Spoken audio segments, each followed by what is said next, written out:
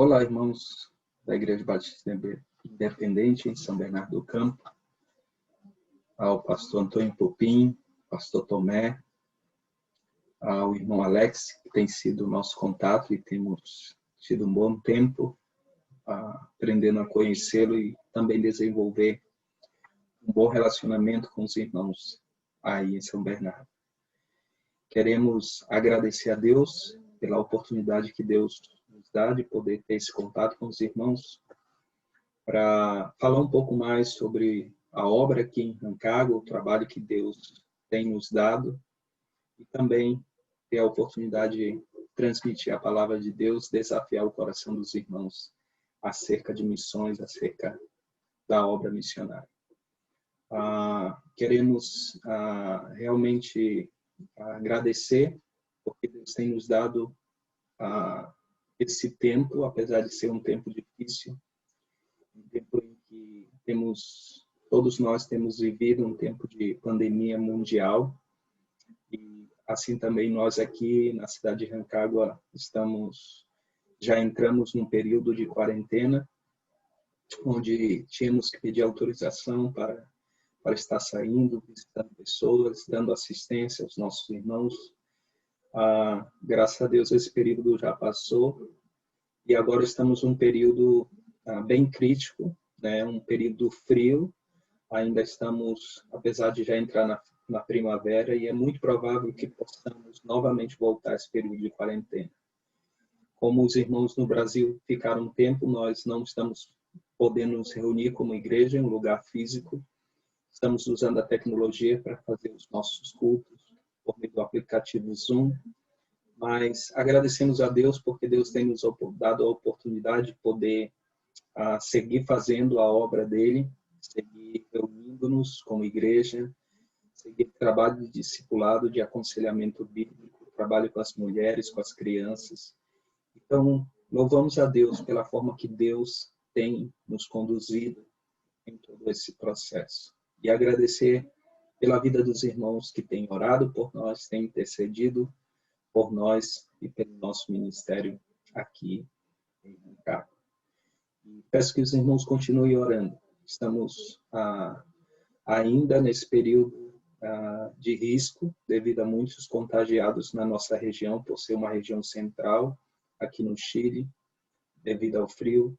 Ainda o governo tem impedido de nos reunir como igreja, mas esperamos em breve possamos dar boas notícias e falar um pouco mais do que Deus tem feito. Queremos realmente louvar a Deus pela vida dos irmãos, pela obra em São Bernardo e por ver como Deus está trabalhando, edificando a igreja, e também levando os irmãos a contribuir e a ter uma perspectiva realmente sobre a importância do investimento na obra missionária.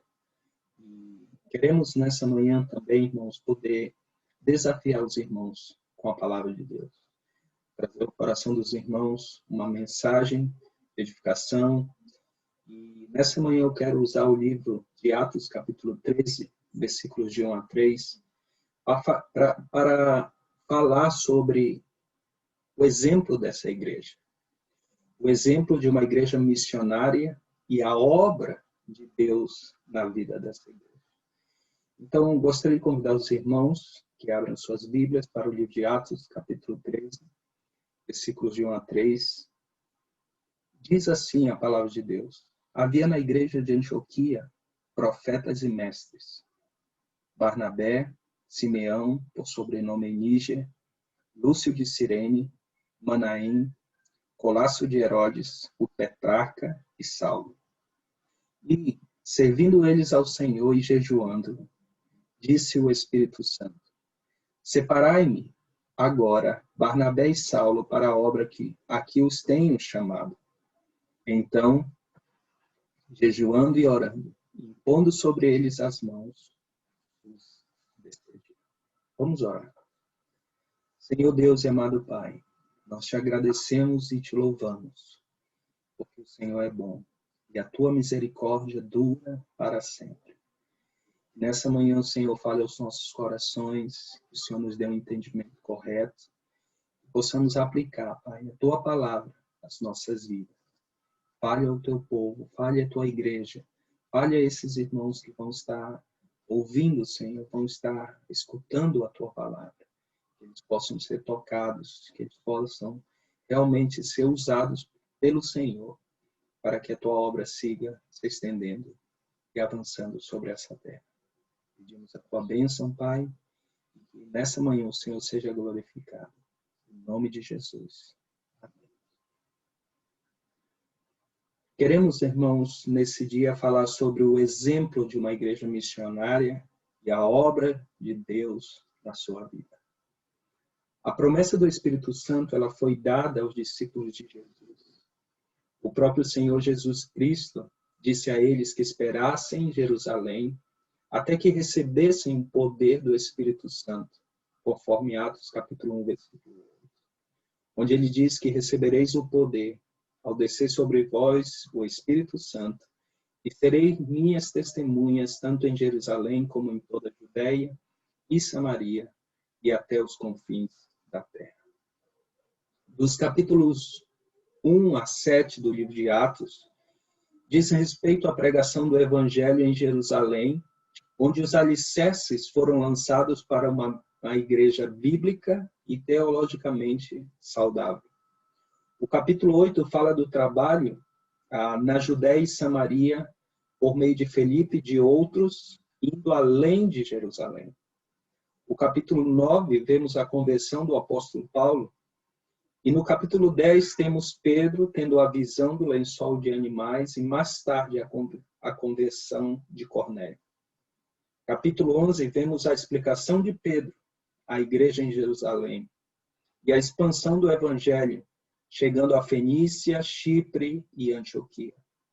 Capítulo 12 mostra a perseguição de Herodes, a morte de Tiago e também a prisão de Pedro e sua libertação por meio de Deus e da intercessão da igreja. Finalmente, no capítulo 13, temos a expansão do evangelho a todo o mundo romano. Assim começa o capítulo 13, irmãos. E esse capítulo marca o início do que chamamos a era missionária. Marca uma etapa significativa na história. Até aqui, Jerusalém e Judeia havia sido o cenário das atividades dos cristãos.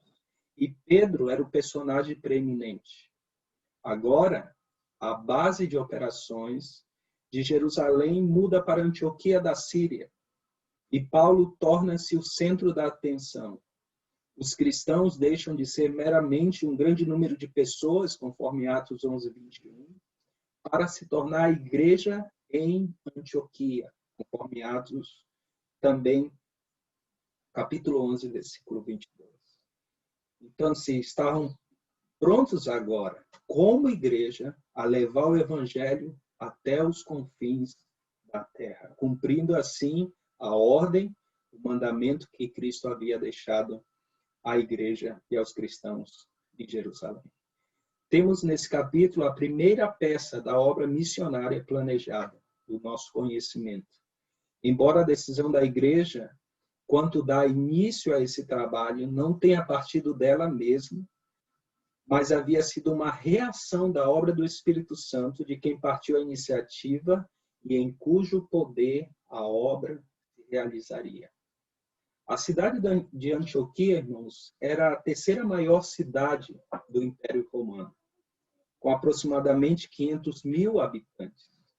Era uma cidade moderna, com uma diversidade cultural e étnica, e uma cidade economicamente próspera e forte, segundo o historiador Flávio José. E voltando um pouco na história, observamos que o evangelho chega em Antioquia através da perseguição causada pela morte de Estevão. Isto está em Atos capítulo 7, versículos 54 a 60. E em Atos capítulo 11, versículo 20, vemos a chegada do evangelho por meio de alguns cristãos que estavam chegando naquela cidade. Além de pregarem para os judeus, pregaram também para os gregos. E muitos desses se converteram. Quando essas notícias sobre as conversões chegaram até Jerusalém, eles enviaram Barnabé para Jerusalém. E Paulo, depois se converte, passa um tempo na Arábia, conforme Gálatas 1:17, e depois ele vai para Jerusalém. E após cerca de um ano, estando lá, os judeus helenistas procuram matá-lo, e então ele é enviado pelos irmãos para Tarso, conforme Atos capítulo 9, versículo 29 e 30. E após um tempo em Tarso, Barnabé, que já conhecia Paulo da igreja em Jerusalém, em Atos 9, 27, o busca e o leva para Antioquia, onde durante um ano ensinaram uma grande multidão, conforme Atos capítulo 11, versículo 26. Lembremos também que foi em Antioquia que os discípulos foram chamados pela primeira vez de cristãos. Isso podemos ver em Atos capítulo 11, versículo 26. Depois disso, o profeta Ágabo prediz uma grande fome e os irmãos de Antioquia recolhem uma oferta para a igreja de Jerusalém, que é enviada por meio de Barnabé e Saulo, conforme Atos 11, 27 a 30. E após entregar essa oferta, Barnabé e Saulo voltam para Antioquia, levando com eles João Marcos, para fazer parte dessa equipe, para realmente estruturar mais a igreja. E isso está em Atos 12, 25. Então, o que nós observamos aqui, irmãos, o que nós vemos aqui sobre essa igreja. A igreja de Antioquia é uma igreja jovem, uma igreja que está vivendo um período de grande crescimento, onde seus líderes estão se reunindo, onde estão adorando a Deus, estão jejuando e estão orando. A expansão e o crescimento da igreja em Antioquia era visível e estava causando um grande impacto ao seu redor. E esse deve ser o propósito da igreja. Nesse tempo, a Bíblia diz, conforme Atos 17, 6, mais adiante, que eles estavam transtornando o mundo. E essa igreja, irmãos, traz grandes lições para as nossas vidas.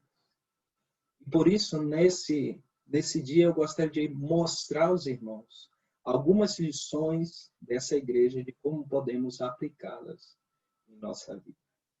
A primeira coisa que eu gostaria de, nessa manhã, nesse dia, realmente mostrar aos irmãos sobre essa igreja, está no versículo 1. E vamos ler uma vez mais esse texto. Havia na igreja de Antioquia profetas e mestres, Barnabé, Simeão, o sobrenome Níger, Lúcio de Cirene, Manaém, Colácio de Herodes, o tetrarca e Saulo. Em primeiro lugar, o que vemos na vida desta igreja missionária e a obra que Deus estava realizando na vida dessa igreja. Era uma igreja, e esta é a lição que aprendemos nessa manhã, que a diversidade é importante para o desenvolvimento da igreja.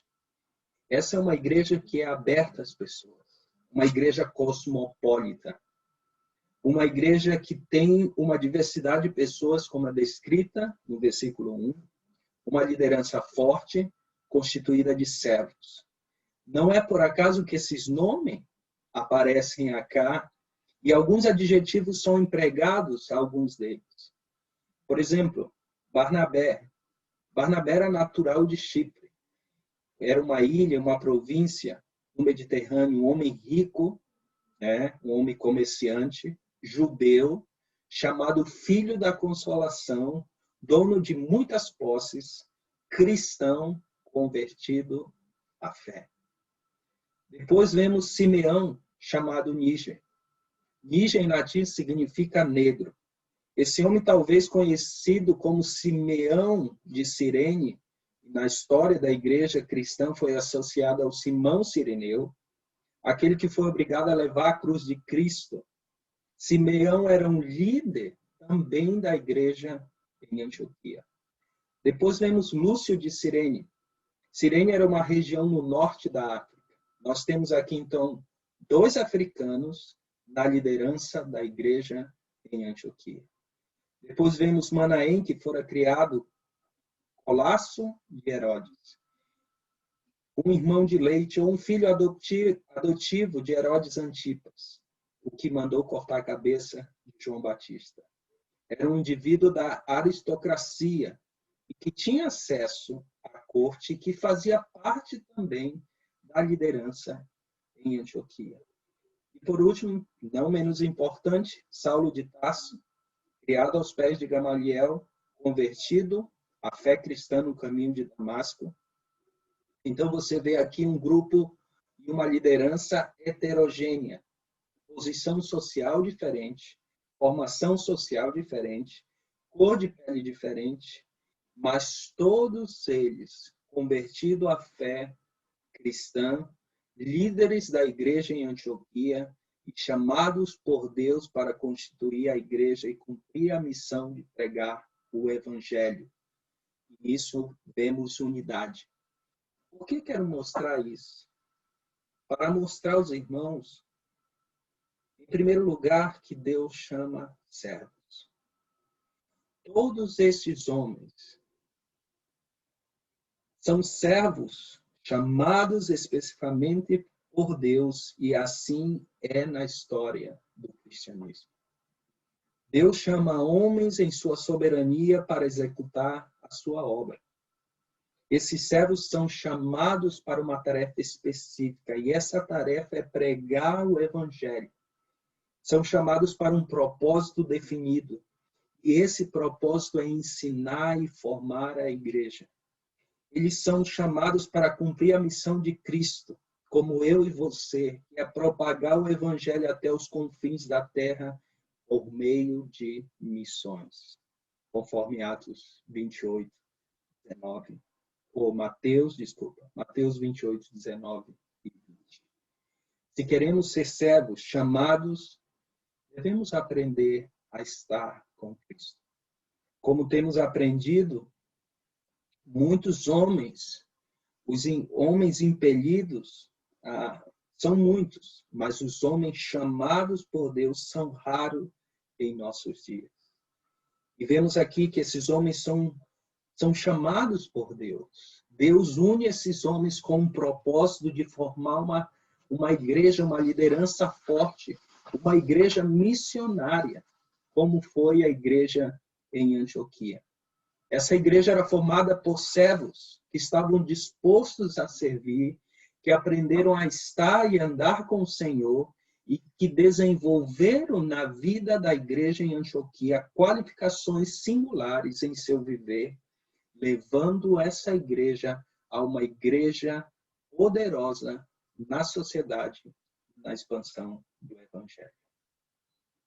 Então vemos que a diversidade é importante na vida da igreja, na obra da igreja. Mas a primeira coisa que aprendemos é que Deus chama servos. Tens aprendido a ser um servo? Recorde que Deus chama servos. Ele quem chama, guia, prepara e usa em seu chamado específico. E esse chamado é claro, específico e é direcionado. A segunda coisa que vemos dentro dessa diversidade, que é tão importante na vida da igreja, é que Deus não somente chama servos, ele capacita seus instrumentos. Aprendemos com esses homens que são mencionados a maneira de como Deus trabalha em suas vidas, nas suas vidas, para se tornarem instrumentos eficazes em suas mãos. A capacidade humana, irmãos, é impossível sem a graça de Deus. Necessitamos que Deus derrame da sua graça para sermos capacitados. O propósito de Cristo é que sejamos capacitados para edificar a igreja. E a igreja necessita de homens capacitados e bem preparados para a obra do ministério. Deus não somente chama servos, mas também os capacita para o desenvolvimento da igreja em todas as esferas de seu crescimento. Uma igreja independente em São Bernardo, trouxe pastor Antônio, pastor Tomé, está usando o irmão Alex na obra de missões, está usando a vida dos irmãos, outros irmãos, em diversos ministérios da igreja. É Deus quem faz isso. É Deus que capacita as pessoas. É Deus que usa as pessoas para a sua obra, para o desenvolvimento dela, seja no ensino da palavra, seja na exposição, seja na aplicação. É o que vemos em Efésios 4, 11 e 12. Ele mesmo concedeu uns para apóstolos, outros para profetas, outros para pastores e líderes, com vista ao aperfeiçoamento dos santos, para o desempenho do seu serviço e para a edificação do corpo de Cristo. A capacidade que Deus dá à sua igreja, por meio dos recursos e das ferramentas, são para que ela possa funcionar de maneira serviçal e que edifique o corpo de Cristo. Devemos ter pastores, mestres, doutores para o desempenho e para que a igreja cresça de forma saudável e com uma visão correta de Deus e da sua palavra. A igreja cresceu e desenvolveu pela graça de Deus. Mas o Senhor entregou a essa igreja homens capacitados. Os profetas e doutores que são citados aqui é quem guiava a igreja no ensino da palavra e na visão de Deus. Por isso, irmãos, a igreja, para alcançar os propósitos de Deus, ela precisa ser guiada na palavra. Ela precisa ter um entendimento correto do plano, da vontade, do propósito de Deus para a vida dela. E a igreja que vai realmente, com as ferramentas que Deus dá a ela, com a graça de Deus, alcançar os propósitos que Deus tem para a sua vida. E quem sabe você vai ser esse instrumento que Deus vai usar em São Bernardo para realmente levar o evangelho por meio da obra de missionária, para que possa também alcançar outras pessoas por meio da pregação do evangelho. Então note que o desenvolvimento, a diversidade é importante para o desenvolvimento da igreja. E para isso Deus chama servos, Deus capacita. E terceiro, Deus consolida a sua obra. A obra de consolidação da igreja em Antioquia foi guiada por Deus através do Espírito Santo. O evangelho se espalhou por causa da morte de Estevão e chegou a vários lugares, dentre eles Antioquia. A Bíblia nos diz que a mão do Senhor estava com aqueles que pregavam e um grande número de pessoas se converteu. Deus então traz o pastor Barnabé, este vai buscar o mestre Saulo e os dois passam um ano ensinando a igreja. Depois vemos ele trazendo João Marcos para a equipe. E note que Deus foi juntando, formando, consolidando a igreja, que agora tem uma liderança forte, firmada na palavra e preparada para ir até os confins da terra.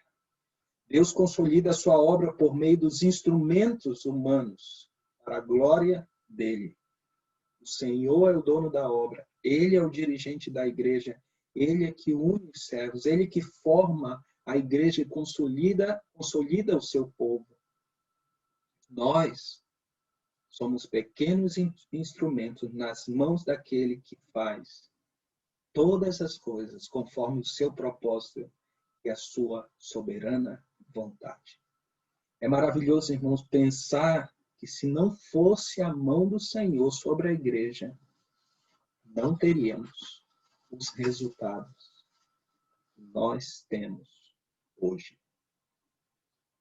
Então, se a diversidade dessa igreja, essa igreja missionária, é a obra que Deus faz na vida dela, essa diversidade desses homens é tão importante para o desenvolvimento da igreja. Deus chama servos, Deus capacita eles, Deus consolida a sua obra.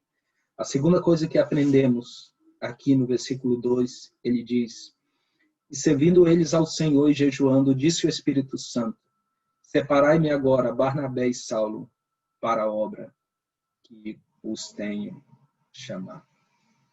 A segunda coisa que necessitamos aprender, irmãos, nessa manhã tão importante, é que o Espírito Santo é o agente do chamado.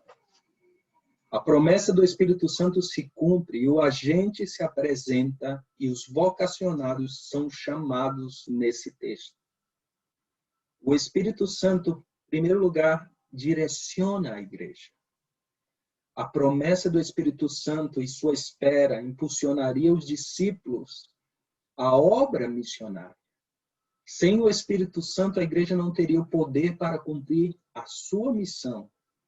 Por isso, irmãos, nós como igrejas, eu e você, devemos ser totalmente dependentes do Espírito Santo. Por isso eu entendo quando meu pastor João Saraiva, ele disse que quem dirige a igreja é o Espírito Santo. A ideia e a formação da igreja se originaram em Deus. A ideia de missões veio do próprio Deus e não dos homens. Deus usa o Espírito Santo para falar à sua igreja e dar a direção exata a ela no cumprimento dos seus propósitos. Aqui vemos uma igreja que busca a palavra, está ouvindo a voz do Espírito Santo, está em obediência, buscando a vontade de Deus. Uma igreja que está buscando a direção do Senhor.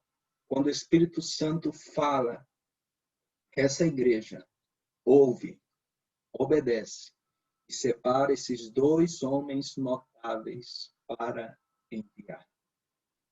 A igreja de Jesus Cristo, meus irmãos, deve buscar a direção do Espírito Santo.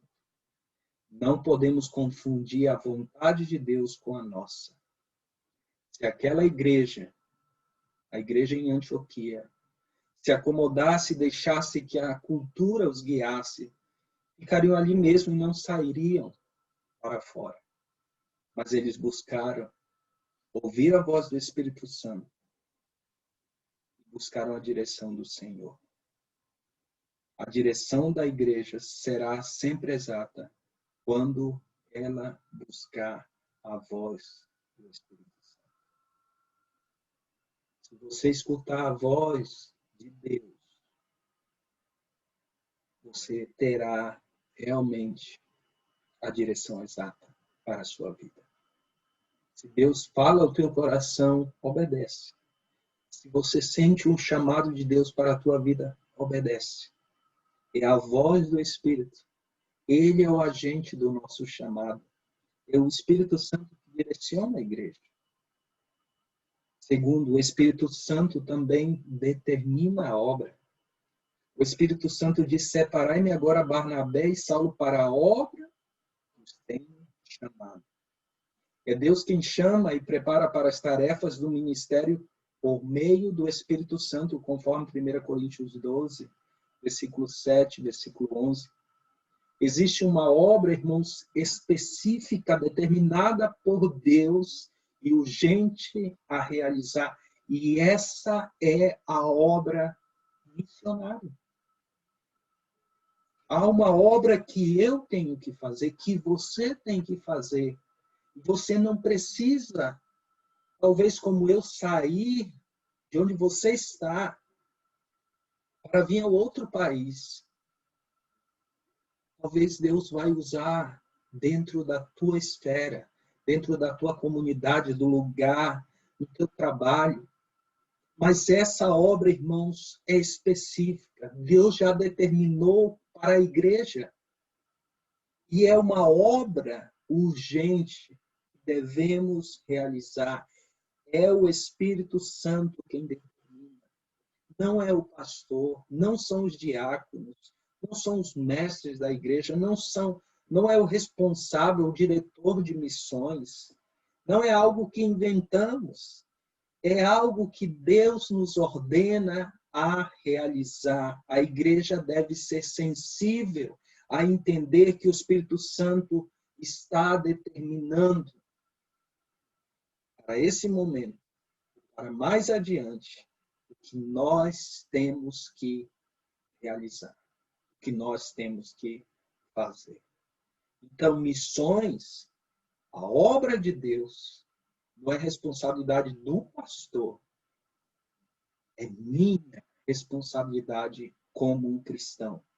Necessitamos, como igreja, buscar a direção de Deus para tudo, para o ministério, para o trabalho, para a obra, para a plantação de novas igrejas, para o envio de obreiros ao campo, para o envio de novos obreiros. Existem, irmãos, muitos perigos sem a direção do Senhor e do Espírito Santo. Então, nós como igrejas, os irmãos como igreja independente São Bernardo, precisa ter a direção do Senhor e do Espírito Santo. É importante entender, uma vez mais, que a obra do Espírito, e entender que o Espírito é que determina a obra na vida da igreja. Deus tem uma obra para todos nós realizarmos. Você que talvez está sentado, talvez que não está fazendo nada na sua igreja, tem uma obra que tu tem que realizar. E submeter-se ao Espírito e à sua vontade determinará o sucesso e a realização do nosso chamado.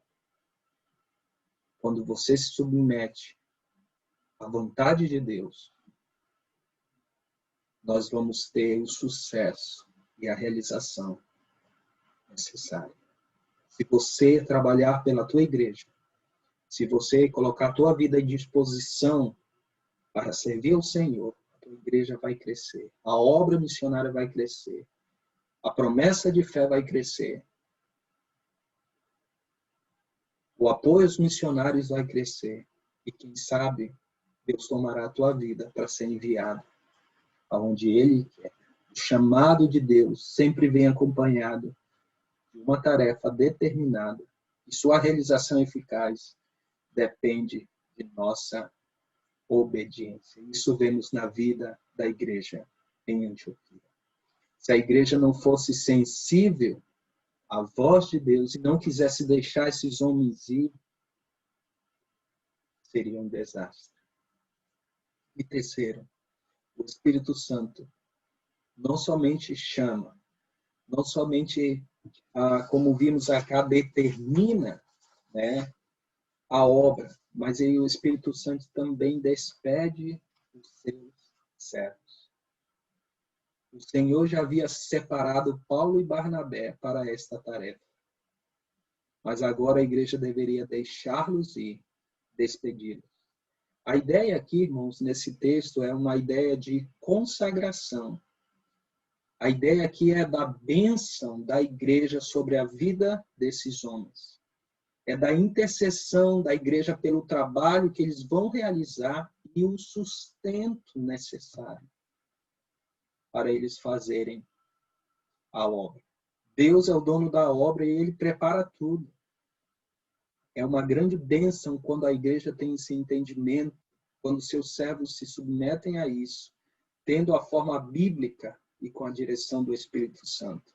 A igreja teve que aceitar a exigência e a orientação do Espírito e liberar os seus ministros em vez de mantê-los para o seu próprio benefício. Talvez você se pergunte nesse dia, o que acontece com a igreja em uma situação como essa? Como pode uma igreja sobreviver sem os seus melhores ministros? A resposta para isso é que o Senhor Jesus Cristo, que é o cabeça da igreja, Ele mesmo vai levantar mais ministros para cuidar das necessidades da sua igreja. Ainda hoje é responsabilidade da igreja local, especialmente seus líderes, ser sensível à voz do Espírito Santo, a fim de descobrir aqueles que são vocacionados ao ministério, instruí-los, prepará-los e depois enviá-los ao campo. E realmente louvamos a Deus. Eu louvo a Deus pela vida da minha igreja, pelo meu pastor que me orientou, me preparou, depois nos enviou ao campo. Mas graças a Deus, que é Ele quem prepara, e no tempo certo envia por meio da igreja. Se você, que faz parte da Igreja Batista Independente São Bernardo do Campo, é um seminarista, ou é um vocacionado, ou é alguém que sente o chamado de Deus, não te impaciente. Espere o tempo de Deus, porque o Espírito Santo falará ao coração da igreja. Você será separado, será enviado no tempo exato. Então, note, é maravilhoso ver o exemplo dessa igreja. E a maneira que Deus trabalha na vida da igreja para cumprir seus propósitos. E a terceira e última lição dessa manhã está no versículo 3. Então, jejuando e orando, impondo sobre ele as mãos, os despediram. A terceira e última lição que aprendemos é que a graça de Deus era refletida na igreja. A igreja de Antioquia refletia a graça, e isso era evidenciada na vida dos seus membros. Qual era o segredo? Qual era a fórmula, irmãos, para manifestar essa graça? E a resposta está no versículo 3. Por que essa igreja, além de ser missionária, manifestava tremenda graça? Essa graça de Deus sobre a vida dela. E a primeira coisa que vemos aqui no versículo é, em primeiro lugar, é que essa igreja praticava as disciplinas espirituais. Se queremos ser uma igreja missionária, se queremos ver a ação de Deus na nossa vida, na vida da igreja, é necessário que cada um de nós, como membros da igreja, no caso dos irmãos independente em São Bernardo, pratique as disciplinas espirituais em suas próprias vidas. Aqui são mencionadas duas disciplinas espirituais que eram evidenciadas pela igreja: o jejum e a oração. A prática do jejum quase sempre era acompanhada da oração na cultura judaica. A igreja de Antioquia praticava essas disciplinas espirituais e creio que outras também que não são mencionadas aqui. A disciplina é de suma importância para a igreja e podemos ver claramente nesse texto. Por que é importante? Porque sem a disciplina do jejum, da oração e outras disciplinas como a palavra, a comunhão, era impossível que a igreja escutasse a voz do Espírito Santo. Sem a disciplina da palavra, é impossível a igreja conhecer a vontade de Deus revelada para eles. Sem a disciplina da comunhão, era impossível a igreja ver a graça de Deus sobre eles. Sem disciplinas espirituais, irmãos, não há poder em nossas vidas, nem na vida da nossa igreja. Sem as disciplinas espirituais, não podemos ver a ação de Deus e as transformações que sempre queremos e almejamos alcançar. Quando Deus tem algo muito grande, escuta isso com muita atenção. Quando Deus tem algo muito grande para realizar em favor da igreja, o desejo dele é que esse ato seja precedido por orações extraordinárias do seu povo. Quem disse essas palavras foi Jonathan Edwards. Algo poderoso acontece quando exercitamos as disciplinas espirituais em nossas vidas. Há poder do céu sendo conectado na terra, quando busca as disciplinas para a tua vida. Isso eu li num livro chamado A Prática da Piedade, de Lewis Bailey. Há poder do céu sendo conectado na terra quando busca as disciplinas para a tua vida. Então, note, a graça de Deus era refletida na vida dessa igreja, porque eles praticavam as disciplinas espirituais. Segundo, porque a igreja piedosamente produzia frutos. A forma piedosa que a igreja vivia se tornou um poderoso testemunho para a sociedade nesse tempo. Há poder quando o homem cristão vive de forma piedosa nesse mundo. Seu testemunho, sua vida e suas palavras ecoam ao mais profundo dos corações, quebrantando e transformando os mais duros homens. Uma igreja piedosa, irmãos, tem uma grande influência na sociedade e um impacto grande no mundo. E por isso, o livro de Timóteo, capítulo 4, 1 Timóteo 4:8 diz que a vida piedosa para tudo é proveitosa. Não somente para esse tempo, mas também para o futuro. Devemos entender, irmãos, que a importância de ter uma vida piedosa com contentamento é algo que Deus deseja para cada um de nós. A igreja precisa buscar uma vida piedosa. E a igreja que busca ter essa vida piedosa estará crescendo e focando-se em sua maior missão, que é pregar o Evangelho. A palavra piedade, piedoso ou piedosamente, aparece mais de 40 vezes no Novo Testamento. A palavra quase sempre se refere a homens piedosos, homens de devoção, homens de santidade, homens reverentes. A igreja de Cristo necessita crescer na piedade. Eu necessito crescer para ser uma pessoa piedosa. Você, como cristão, necessita crescer. Se hoje em dia as igrejas têm falta de homens com essas características que foi mencionada aqui, é porque nossa devoção, nossa santidade, nossa reverência tem sido fraca. Não temos vivido de forma piedosa. Então, a graça de Deus era refletida na igreja em Antioquia. Praticavam as disciplinas, porque viviam piedosamente. E, por último, a igreja evidenciava pessoalmente o caráter de Cristo. A prática da disciplina, a vida piedosa e o caráter cristão estão conectados. E posso afirmar nessa manhã que um complementa o outro. Tu pode ser disciplinado, mas pode não ter caráter. Tu pode ser piedoso, mas pode não ter uma vida disciplinada. Tu pode ter caráter, mas consequentemente tu precisa ser disciplinado e ser piedoso. Então, está conectado.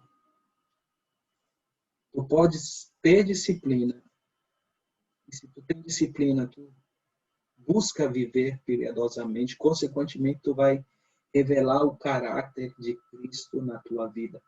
Devemos, irmãos, entender que é difícil formar pessoas com um caráter cristão, sem disciplina e uma vida piedosa. Muitos crentes passam toda uma vida sem poder chegar ou alcançar seus objetivos e formar em si o caráter de Cristo. Por quê? Porque falta disciplina, porque falta piedade. A igreja deve refletir o caráter de Cristo e para isso devemos seguir os passos de Jesus. Façamos hoje uma avaliação. As perguntas que faço para a nossa reflexão hoje é: por que não posso ser uma pessoa de caráter? Por que não vivo de forma piedosa? Por que não sou disciplinado? Falta algo na minha vida? Se você já tem Jesus como Senhor e Salvador, creio que não. O que falta, muitas vezes, é organizar nossa vida. E como diz o nosso pastor, organizar o nosso mundo interior. Ter o caráter de Cristo, que é trabalho. Que é uma vida disciplinada e piedosa. Como a vida do nosso Senhor Jesus Cristo. Por isso é necessário que estabeleça hoje as prioridades. Eu quero terminar nesse dia dizendo: essa igreja de Antioquia é uma igreja, um exemplo para nós de uma igreja missionária, como já vimos. E como Deus trabalha, como Deus faz a obra por meio da vida dessa igreja. Deixa Deus continuar usando a tua vida. A diversidade é importante na igreja. Não somos todos iguais. Nem todos temos a mesma capacidade, mas em Cristo podemos ter unidade. Em Cristo podemos ser fortes. Em Cristo podemos fazer a obra dele. Em Cristo, juntos com os recursos, com a nossa vida, com tudo, podemos ir avançar e chegar até os confins da terra. O Espírito Santo é ele que nos guia, é ele que nos chama, é ele que cumpre os propósitos em nossas vidas. E se queremos ser esse instrumento, se queremos ser uma igreja missionária, irmãos, se queremos realmente alcançar esse mundo para Cristo, devemos realmente refletir essa graça de Deus em nossas vidas. Praticando as disciplinas espirituais que Deus tem para nós, vivendo de forma piedosa e evidenciando o caráter de Cristo. Deus abençoe a Igreja Batista Independente São Bernardo do Campo, aos amados pastores, a todos aqueles que estão envolvidos em missões. Deus abençoe, que a igreja cresça para a glória de Deus. Um grande abraço a todos. Deus abençoe.